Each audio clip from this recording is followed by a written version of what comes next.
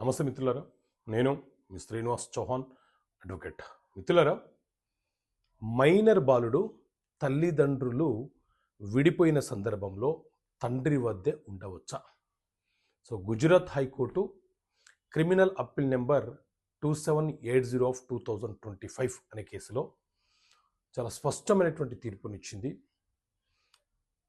తల్లి తన బిడ్డ 6 నెలల వయసు ఉన్నప్పుడే తండ్రి వద్ద వదిలేసి వెళ్ళిపోయినది.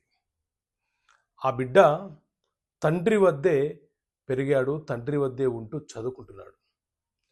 కొన్ని రోజుల తర్వాత, అంటే కొన్ని సంవత్సరాల తర్వాత, తన బిడ్డకు తల్లినైన నేను మొదటి గార్డియన్ అని, మొదటి సంరక్షకురాలునని తనకు ఆ బిడ్డ అప్పగించాలని చెప్పి ఫ్యామిలీ కోర్టులో కేసు ఫైల్ చేసింది.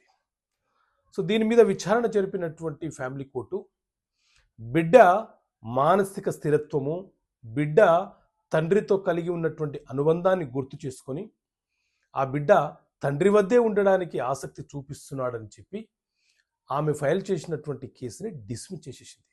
సో దాంతో ఆమె గుజరాత్ హైకోర్టులో అప్పీల్ చేసింది. సో దీని మీద విచారణ జరిపినటువంటి గుజరాత్ హైకోర్టు చాలా స్పష్టంగా తీర్పునిస్తూ, చట్ట ప్రకారంగా మైనర్ పిల్లలకు తల్లి మొదటి సంరక్షకురాలు కావచ్చు, కానీ కొన్ని సంవత్సరాలుగా, కొన్ని రోజుల తరబడి ఒక బిడ్డ తండ్రి వద్ద పెరుగుతున్న క్రమంలో తండ్రితో ఒక అనుబంధం ఏర్పడుతుంది.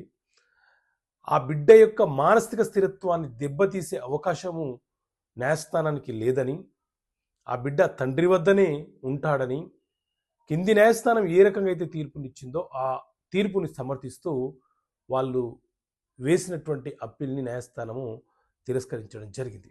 సో మిత్రులారా, ఇలాంటి కీలకమైనటువంటి అంశాలు, చట్టపరమైనటువంటి సమస్యలకు పరిష్కారాలు, అంశాలన్నీ కూడా ఈ పుస్తకంలో, చట్టపరమైన సమస్యలకు పరిష్కారం అనే పుస్తకంలో చెక్ బౌన్స్, ఫ్యామిలీ, ల్యాండ్, ఇతర అంశాలు కూడా పొందపరిచే పుస్తకం మీకోసం తీసుకొచ్చాను. సో ఈ బుక్ కావాలనుకుంటే ఇక్కడ కనిపిస్తున్న నెంబర్ కాల్ చేసి ఈ పుస్తకాన్ని మీరు పొందవచ్చు.